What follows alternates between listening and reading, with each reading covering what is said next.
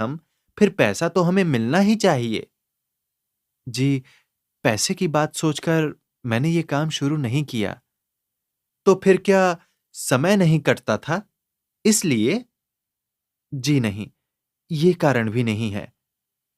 कंधे उचकाकर, आंखों को मटकाकर हंस दी कमला देवी। तो फिर लगता है आपको बच्चों से बड़ा लगाव है। जी, वो तो है ही, लेकिन सच बात तो यह है कि उस इलाके में ऐसे काम की बहुत जरूरत है। कहाँ रहती हैं आप? सिंधी बस्ती से अगली बस्ती में। वहां तो आगे सारी झोपड़पट्टी ही है ना? जी, होता यह है कि झोपड़पट्टी वाले सुबह से ही काम पर निकल जाते हैं। घर संभालने का सारा जिम्मा स्वभावतः बड़े बच्चे पर आ जाता है। माँ बाप की अज्ञानता और मजबूरी का असर इन बच्चों के भविष्य पर पड़ता है। इसी विचार से मैं बच्चों की प्रारंभिक पढ़ाई के लिए बालबाड़ी और छोटे बच्चों की देखभाल के लिए झूला घर चला रही हूं। तो इन छोटे बच्चों की सफाई, उनके कपड़े बदलने और उन्हें दूध पानी आदि देने के लिए आया भी रखी होगी? जी नहीं, ये सब काम मैं स्वयं ही करती हूं। आप? कमला देवी के मुख से एकाएक आश्चर्य मिश्रित चीख निकल गई। जी हां, सच कहती हैं आप? घिन नहीं आती आपको? जी, बिल्कुल नहीं। क्या अपने बच्चों की टट्टी पेशाब साफ नहीं करते हम? नहीं, ये बात नहीं है, लेकिन अपने बच्चे तो अपने ही होते हैं और दूसरों के दूसरे ही। मेरे विचार में तो आज के बच्चे कल हमारे देश के नागरिक बनेंगे। अगर हम उन्हें जिम्मेदार नागरिक के रूप में देखना चाहें, उनसे कुछ अपेक्षाएं रखें, तो आज उनकी जिम्मेदारी किसी को तो उठानी ही पड़ेगी ना। शांत और संयत स्वर में बोलते बोलते प्रियदर्शिनी रुक गई। उसने महसूस किया कमला देवी का चेहरा कुछ स्याह पड़ गया है। उन्होंने पूछा, लेकिन इन सब झंझटों से आपको लाभ क्या मिलता है? लाभ? प्रियदर्शिनी की उज्जवल हंसी से कमला देवी और भी बुझ सी गई। मेरा लाभ क्या होगा? कितना होगा? होगा भी या हानि ही होगी? आज मैं इस विषय में कुछ नहीं कह सकती, लेकिन एक बात निश्चित है, मेरे इन प्रयत्नों से समाज के ये उपेक्षित बच्चे जरूर लाभान्वित होंगे। मेरे लिए इतना ही पर्याप्त है। अद्भुत, बहुत बढ़िया। आपके विचार बहुत ऊंचे हैं। आपका आचरण भी वैसा ही है। बड़ी खुशी की बात है। वाह भाई वाह। अच्छा तो प्रियदर्शिनी जी, अब आप ये बताइए, आप मुझसे क्या चाहती हैं? जी, बच्चों के बैठने के लिए दरियां, स्लेटें, पुस्तकें और खिलौने। मदद के लिए मैं एक और महिला रखना चाहती हूं। उसे पगार देनी पड़ेगी। वर्षा और धूप से बचाव के लिए शेड बनवाना होगा। इसके साथ ही डॉक्टरी सहायता और बच्चों के लिए नाश्ता। तो आप अपनी बालबाड़ी को आधुनिक किंडरगार्टन स्कूल में बदल देना चाहती हैं? बिल्कुल आधुनिक नहीं, बल्कि जरूरतों और सुविधाओं से परिपूर्ण स्कूल में। तो साल भर के लिए आपको 10,000 रुपए दिलवा दें? जी, मेरे ताऊजी मंत्रालय में हैं। आप 8 दिन के बाद आइए, तब तक आपका काम करवा दूंगी। सच? खुशी से खिल उठी प्रियदर्शिनी। आपका किन शब्दों में धन्यवाद दूं? आप सचमुच महान हैं। कमला देवी केवल मुस्कुरा भर दी। अच्छा, अब मैं चलती हूं। आपकी बहुत आभारी हूं। चाय, शरबत कुछ तो पीती जाइए। जी नहीं, इन औपचारिकताओं की कतई जरूरत नहीं है। आपके आश्वासन ने मुझे इतनी तसल्ली दी है। अच्छा, प्रियदर्शिनी जी, आपका घर और हमारा समाज कल्याण कार्यालय शहर की एकदम विपरीत दिशाओं में है।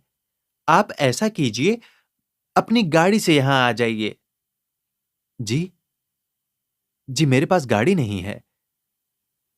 तो क्या हुआ? स्कूटर तो होगा? जी नहीं, स्कूटर भी नहीं है। मेरे पास फोन भी नहीं है।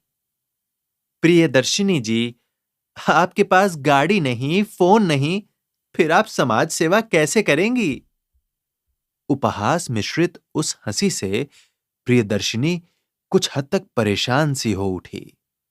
फिर भी वो अपने सहज भाव से बोली, मेरा मन पक्का है, हर कठिनाई को सहने के लिए तत्पर हूं। तन और मन के संयुक्त प्रयास के बाद कुछ भी असंभव नहीं होता।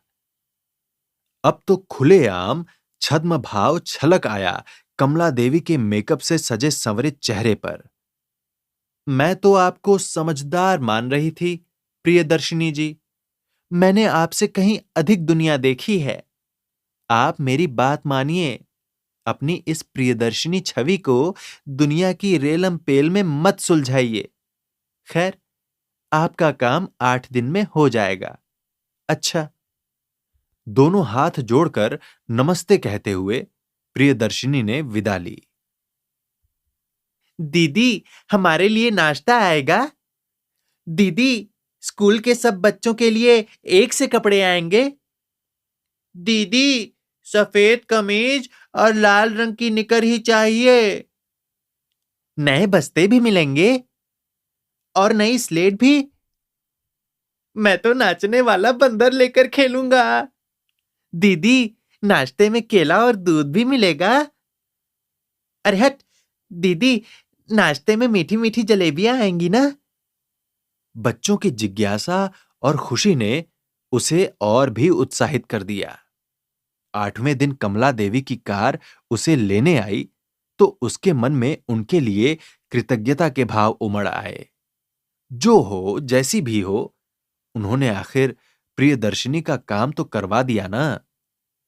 उसकी साड़ी देखकर कमला देवी ने मुंह बिचकाया और जोर-जोर से हंसकर बोलीं, अरे प्रियदर्शिनी जी, कम से कम आज तो आप कोई सुंदर सी साड़ी पहनकर आती। फोटो में अच्छी लगनी चाहिए ना। फोटोग्राफर का इंतजाम मैंने करवा दिया है। कल के अखबारों में समाचार समेत फोटो आ जाएगी। अच्छा चलिए, फोटो में आप थोड़ा मेरे पीछे हो जाइए, तो फिर साड़ी की कोई समस्या नहीं रहेगी। कार अपने गंतव्य की ओर बढ़ने लगी तो धीमी आवाज में कमला देवी ने कहा, देखिए प्रियदर्शिनी जी, आपके नाम पर 5,000 का चेक मिलेगा। वो आप मुझे दे देना। मैं आपको 2,500 रुपए उसी समय दे दूंगी। प्रियदर्शिनी ने कुछ असमंजस में पड़कर पूछा, तो बाकी 2,500 आप कब तक दे देंगी? कब का क्या मतलब? प्रियदर्शिनी जी, हमें समाज सेवा के लिए कितना कुछ खर्च करना पड़ता है। ऊपर से लेकर नीचे तक कितनों की इच्छाएं पूरी करनी पड़ती है। और फिर हमें अपने शौक और जेब खर्च के लिए भी तो पैसा चाहिए। प्रियदर्शिनी को लगा उसकी संवेदनाएं पथरा रही हैं। कमला देवी अभी तक बोले जा रही थीं। प्रियदर्शिनी जी, आप बुरा मत मानिए, लेकिन ये 2,500 रुपए क्या आप पूरा का पूरा स्कूल के लिए खर्च करेंगी? भाई, 1,000 तो अपने लिए भी रखेंगी या नहीं? खुद के लिए? समाज कल्याण कार्यालय के दरवाजे तक पहुंच चुकी थी दोनों। तेजी के साथ प्रियदर्शिनी पलट गई। तेज चाल से चलकर वो सड़क पर आ गई। सामने खड़े रिक्शे वाले को घर का पता बताकर वो निढाल होकर उसमें बैठ गई। उसकी आंखों के सामने बार-बार कमला देवी का मेकअप उतर जाने के बाद दिखने वाला विद्रूप चेहरा उभरकर आने लगा। उनकी छद्म हंसी सिर में हथौड़े मारती रही। उनका प्रश्न रह रहकर कानों में गूंजने लगा। फिर आप समाज सेवा कैसे करेंगी? जाहिर था, प्रियदर्शिनी के पास तथाकथित समाज सेवियों वाला कोई मुखौटा तो था ही नहीं।